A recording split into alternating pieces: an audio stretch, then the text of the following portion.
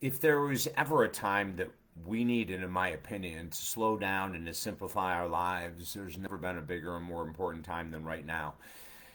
I see so many individuals just completely stressed. I mean, there's all kinds of anxiety, depression, anger, rage, irrational thoughts, ruminating thoughts. There's all kinds of stuff going on right now. And one of the keys, if we want to look at, I believe, the two most important keys when we're dealing with these uncertain times, number one is to really work on the spiritual path, which I'll talk about in another video.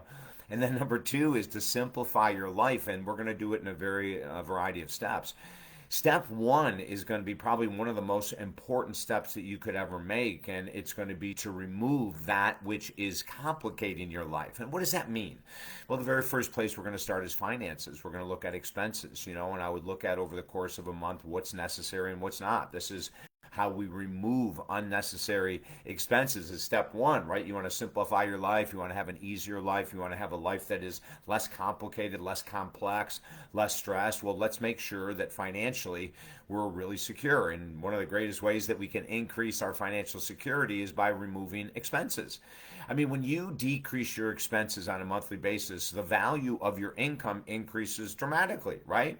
Less expenses, so the same amount of money is going to be more valuable when you start to do what I'm recommending that you do here is simplification, is to let go of stuff.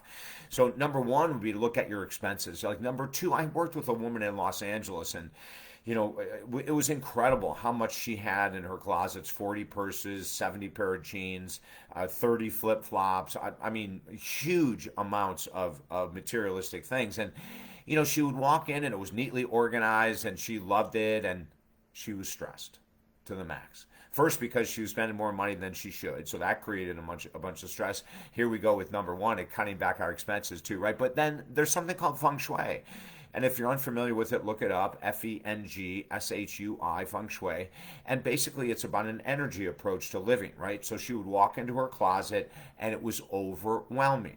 She would walk into her bathroom and it's overwhelming. I had a client once that used to buy 30 rolls of toilet paper at a time, and they'd be all over the bathroom. I mean, that was from a childhood issue she had, but it was overly crowded. So with this woman in Los Angeles, we had her go to this high-end consignment shop, and she got rid of about 70% of her closet, which was unbelievable. And automatically she went into guilt, and should I given this away, should I given that away? And it was about 30 days later we were doing a session, and she said, "David, I just have to thank you. My life is so less complicated, so less complex. I go into my closet and I have 4 pairs of jeans to choose from, not 40.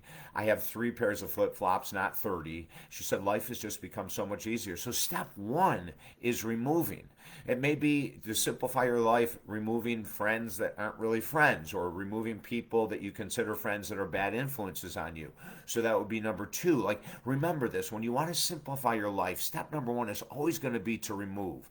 Too many times people want to simplify their life by saying, I'm going to go out to dinner once a month instead of 4 times a month, which is great, right? But it's not enough. We need to have these things that we're removing really removed. And now let's look at social media. To simplify your life, look on your phone. See how much time you're spending on social media. You may say, "Oh my God, to simplify my life, I need to cut way back on this."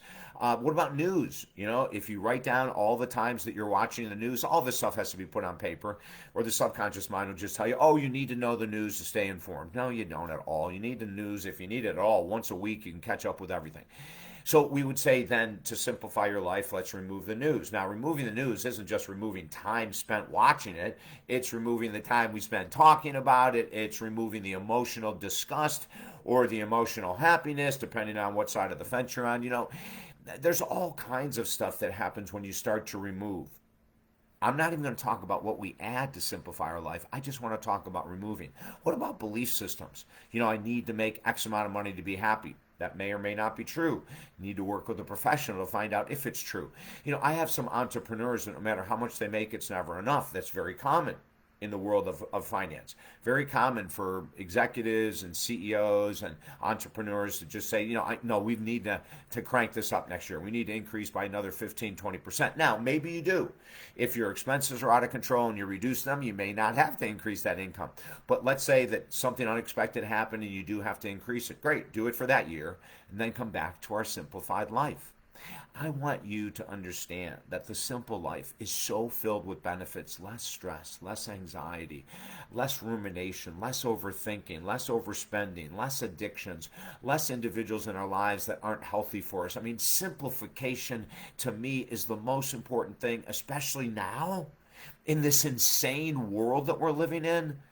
The people that have sanity are those who are simplifying their life, cutting back, going out less possibly, doing more around the house, more around landscaping or family. I just got off the phone with an entrepreneur this morning who we were talking about the stress she has. And one of the things she said is, David, I'm not spending enough time with my family.